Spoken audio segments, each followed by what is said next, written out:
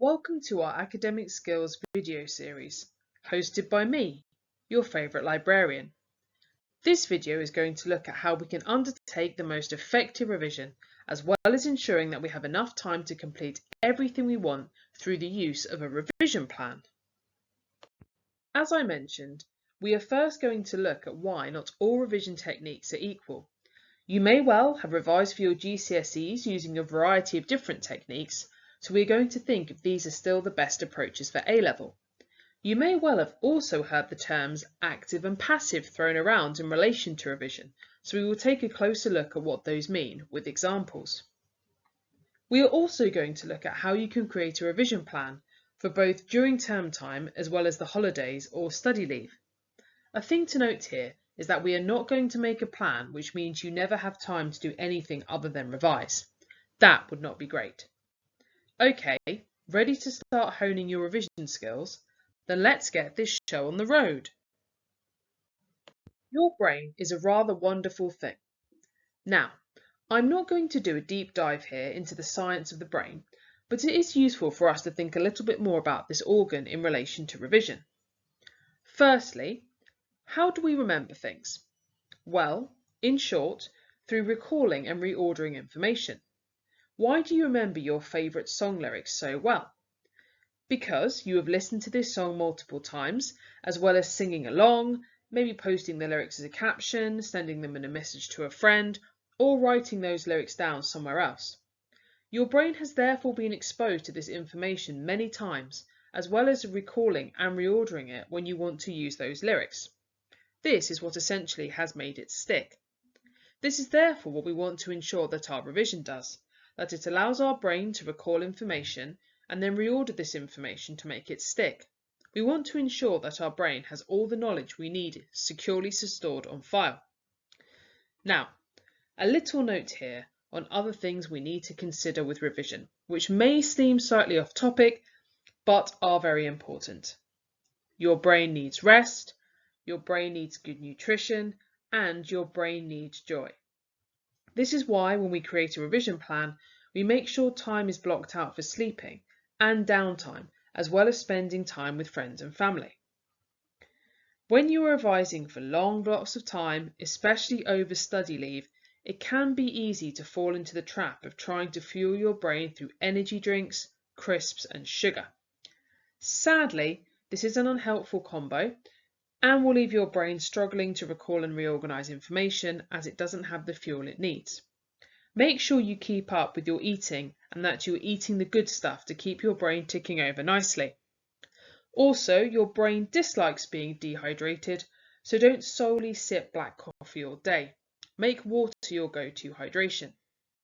Now we have thought about how to keep our brain happy, like this little guy, let's think about some revision techniques. To start, what revision techniques can you think of? Pause this video and note some down. Good. Well done. Now, you may have heard the terms passive and active applied to revision techniques before, so let's look deeper into what those mean.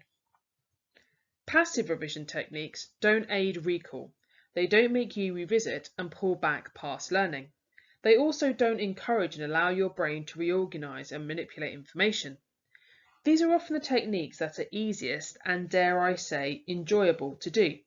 You may well feel like you are achieving something, but after stopping your revision session, you will be unable to remember exactly what you were doing, and that knowledge sadly won't have been logged. Active revision techniques make your brain work. They allow you to test the knowledge that you already have, as well as reorganizing the information you wish to remember. These are the techniques that help that information to stick in your brain. Not surprisingly, these are the techniques you want to be using. Take a look at the techniques you have written down and assess if they are passive or active. If your list is made up of only passive techniques, then you need to think about what you can do to change into that active lane moving forward. Let's look at some examples. Firstly, a disclaimer that this isn't a complete list of all passive and active revision techniques, but some of the most common ones. Let's look at the passive techniques first and think about why we want to avoid these. Reading a textbook can seem like a good idea, but your brain isn't doing anything with this information. Like highlighting and sorting notes, it can seem productive, but this information won't be logged in your brain as you aren't reordering it. I know it can be tempting to write your notes out again in nice handwriting with some fun gel pens, but this isn't doing anything new. Your brain will be planning your lunch for the next day instead of gleaning any new insights into quadratic formulas. By the time you reach the end of year 13, you will have completed a lot of different homeworks, topic reviews, essays, etc., etc. It can seem like a good idea to sit and read over these, but what new knowledge are you gaining? Now, I'm not saying that you shouldn't analyse past work for common mistakes and misconceptions. It is useful if you identify that your biology essays lack key terms, for example, but you will only make these terms stick in your brain if you practice testing yourself on them and using them in a new essay, as opposed to just reading through old essays hoping that they will magically stick. Lastly, when the exam date is looming, it can seem like a good idea to simply try to learn the mark scheme for a particular paper. I guarantee this will not stay in your brain, especially if you aren't familiar with all the knowledge it is assessing. So, we've thought about the passive techniques we want to relegate to the proverbial dustbin, so let's look at the active techniques we want to be using. Creating and testing yourself with flashcards is a great way to keep recalling information. These can also be easily transported, meaning you can do a quick 15 minutes on your commute or at a lunchtime. Creating mind maps also allows you to reformat and reorganize knowledge. These don't need to be pretty, so put those gel pens down. The most important thing is to think how the information you are covering links and builds. Blurting involves either writing or saying out loud everything you can remember on a topic and then reviewing it to check what is missing or incorrect. You repeat this process with a focus on what you got wrong or what was missing until you know everything about that topic. Teaching others, which you could combine with blurting, mind maps or flashcards, allows your brain to have to reorder information and also highlights what you don't know if someone asks you a question and you aren't sure how to answer. Both non-timed and timed questions allow you to both flex your exam technique and also apply your knowledge. Timed questions are especially important the nearer you draw to an exam. It is great that you know your stuff, but you do need to be able to apply it within the time limits of an exam. Hopefully you now are prepped with a host of active revision techniques to put into practice. Let's explore how you can do this to ensure you cover everything you want before an exam. Your revision will roughly fall into 3 different stages. The first stage is to learn the content that you need to know. The next stage is to test your learning to ensure that it is secure and sound. The last stage of your revision will focus on exam preparation. As you can see from this, you can't do the last stage without the first 2. It therefore isn't a good idea to be trying to undertake timed exam conditions as your first revision activity if you haven't worked on learning the knowledge you need to start with. We're now going to look at planning our revision using a 3-step method. Firstly, we want to find out what we are confident with and what we don't know so we can target our learning towards these areas first. With this information, we then want to assign hours, but being realistic with this. Lastly, we are going to look at how we can plan those hours across the weeks and months ahead. This RAG rating chart is taken from the Chemistry A-level. It allows you to rate yourself as red, amber, or green on all areas of the specification. Essentially, am I struggling to do this? Red. Okay with doing this? Amber. Or confident with doing this? Green. RAG rating charts are a super easy way of easily identifying which areas of a subject you need to target in your revision. Make sure you make use of these tools to help you. The most important part of using a RAG chart is being honest with yourself. It can be tempting to rate yourself higher, but this can mean that you don't focus your revision on the parts that need it most. No one is going to tell you off if you have rated topics as red. This is solely for you to use to structure your revision, so be honest. It is also worth thinking about how important a certain piece of knowledge is. Does this link to other content? Is it worth a lot of marks? No matter how much time you have to revise, you may well feel like that isn't enough. Part of planning revision is to be strategic. If you have limited time, is it worth allocating vast periods of this to a part of the subject which are only worth minor marks in the exam? As I've mentioned assigning hours, let's look at that in more detail.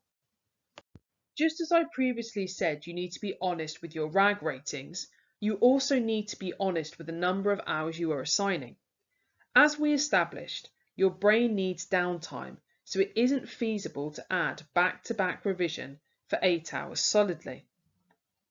Think about the other commitments that you have.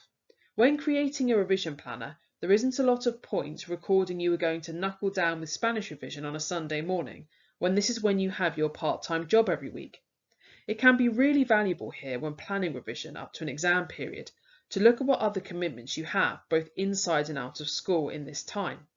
This way you aren't going to allocate revision to days or afternoons when you aren't going to be able to complete it. Lastly, it is important to think about what you want to achieve during a revision session. At the start of your revision period, this is going to be more heavily weighted to learning, and as the exams move nearer, shift towards exam preparation. Achievement goes hand in hand with distractions, which I'm sure you don't need me to remind you of, but I will. Make sure your revision space is set up with everything you need and is without the lure of electronics and other frivolities. Dependent on where you are in the year, you are likely to have potentially 2 different revision plans in place. The first is when school is still taking place and you have lessons throughout the week. The other is during holidays or study leave when you aren't attending lessons. A little note here that once you create a revision plan, it isn't set in stone. If you use it for a couple of weeks and find it isn't working, it is perfectly fine to tweak it so it works better. Overflow is a really useful section to add to a revision planner. In short, this is the time you are ring fencing for revision, but not for a specific subject. Spent some time revising forces, but still not confident? You may need to use one of your overflow slots to focus on this more. Having overflow blocks on your planner gives you a safety net if something takes longer than expected or needs a bit more fine-tuning. When looking forward to end-of-year exams, both in Year 12 or 13, it is very useful to have the date of an exam on your revision planner. This will mean you don't plan revision during that time and also allows you to think about blocking time for past paper practice. Remember, as we previously looked at, practice papers are the last stage of your revision, not the first, as you need the knowledge to answer the questions. Okay, we've thought about some aspects to consider when planning, so let's look at a couple of examples of revision planners. This is an example of a planner for use during school time. As you can see, I have time slots before school as well as after school. I also have lunch times on there as well. The first thing I hope you notice is that this planner isn't completely full. This is because you need downtime, so this shouldn't ever be chock-a-block. You will also see that the slots end at 10 p.m, as you definitely shouldn't be staying up later than that to revise because you were not a bat. I have planned out my revision and homework slots in addition to overflow blocks to allow me to tackle anything I might need. Remember to be realistic with this planner. There is no point putting that you are going to work every morning from 7:45 to 8:45 in the library when you always slink into school at 8:48. I also said it was important to add joy into your revision planner. I'm going to block out every Friday morning before school to eat breakfast with my friends to ensure I don't miss out on this time and have something to look forward to near the end of each week. This example is a planner for when lessons aren't taking place, such as in the holidays or during study leave. In addition to revision slots and overflow, I've also blocked out time to complete practice papers. These aren't going to feature at the start of my revision period, as I need to learn that content first, but they are a useful and helpful tool to add in further down the line. As I previously mentioned, if you have a regular commitment, it is worth adding these in so you don't allocate anything to that time. One example of this might be a job, which I've blocked out on my planner, as you can see. I can now combine both the RAG ratings for my subject syllabuses and my revision planner together to make a super structured revision timetable. I've prioritised here on my RAG chart the red topics, the ones that I find hardest and need to do most work on. As I move throughout the weeks leading up to my exams, these will move through amber to the green topics I am most confident on. Behold, I am now able to create my ultimate revision planner. This way, when I come to my maths revision on a Monday morning, I know the topic for the week starting the 19th of February is going to be forces. Combining these RAG ratings with a revision timetable is going to allow me to revise everything I need to in the run-up to my exams. An excellent and extremely useful time. I hope this has helped you to think more about organising and undertaking revision. To end, I'm going to throw down some top tips to keep in mind. Firstly, it is important to give yourself enough time to revise, including those much needed breaks. Looking to the weeks and in some cases months ahead allows you to revise everything you want without trying to cram a whole subject's worth of content into a week, which isn't going to work. Secondly, it is important to use active revision techniques. Remember, you want to be utilising techniques which allow your brain to recall and reorder information, not those that encourage it to sit in your skull like a slug. Lastly, remember that everybody is here to help you. You can speak to your tutor and subject teachers if you are struggling with your revision. You are of course always welcome to drop into the library or book a one-to-one meeting with me using the Book a Librarian tile. Do also take a watch of the other videos in the skills series to help hone your academic skills further. Happy revising!